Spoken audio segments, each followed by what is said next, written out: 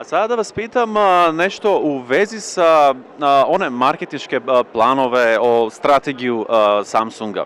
Dakle, prošle godine oko marta bila je S8, sada prošla je jedna godina i ona dolazi S9. Je li to ta strategija da se pobjedi konkurencija ili da se odgovori potrošačima? Zašto svake godine, tačno recimo ovog perioda, dobijemo novog uređaja? Pa ajde, ja ću odgovoriti na to pitanje sa dve strane. Prva stvar je vezano za ljude koji su u Makedoniji, mislim potrošači Makedonije bi bilo jako drago da znaju da smo mi praktično od pre godinu i po dana zaista na pravi način ušli na makedonsko tržište, kažem na pravi način, a to je da smo ušli sa direktno našim materijalima, odnosno našom komunikacijom, da nismo radili samo preko distributera i da mi praktično tretiramo makedonsko tržište sada kao sva druga tržišta u okviru regiona gde smo mi prisutni sa našim marketinškim, odnosno komercijalnim materijalima. A zašto s autentičnim? Je li tako se možda lakše dolazi do korisnike? Ne samo to što se dolazi lakše do korisnika, nego mi hoćemo da tehnički gledano naša poruka koju mi kao Samsung kreiramo bude prenesena potrošačima na upravo onakav način kako mislimo da je najdelotvornije i najefikasnije. Iz tog razloga i radimo direktno. Ono što bih odgovorio vezano za vaše pitanje koje se tiče svake godine. Sa aspekta potrošača, odnosno gledanja ovog proizvoda ili robe kao robe široke potrošnje, možda to jeste upravo tako. Međutim, ono što ću vas svakako podsjetiti je da tehnologija toliko brzo napreduje, da vi tehnički gledano za jednu godinu već imate toliko količinu inovacija koje možete da ubacite u uređaj koje su mnogo veće nego pre 5 godina.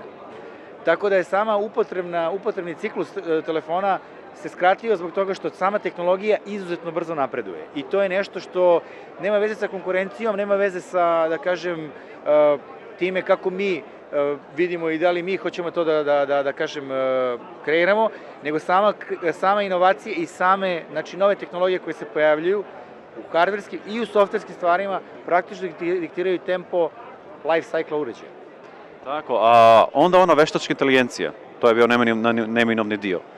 Šta s tom veštačkom inteligencijom? Ona je prisutna, one ko to koriste korisnici, ali to koriste agencije, to koriste svi koji kao upravo žele da dođu do većeg tržišta, recimo.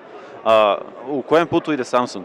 Pa evo, danas smo mogli da čujemo da smo se praktično obavezali da hoćemo da povežemo sve uređaje koje imate u domaćinstvu i koje uopšte koristite, koje su elektronski uređaji, i da će to biti naš pravac u kome ćemo dalje ići. Takođe, ono što bih istakao je da je ovo prvi uređaj koji dolazi sa predefinisanom platformom koja se zove SmartThings i koja praktično treba da povezuje uređaje koje vi koristite svakodnevno. Znači, upravo je to pravac u kome idemo. Dakle, emotikoni, povezivanje uređaja, visoke performanse, vi ste čovjek iz marketinga, kako sve ovo može da pomogne u tom procesu kreiranja, u procesu komunikacije?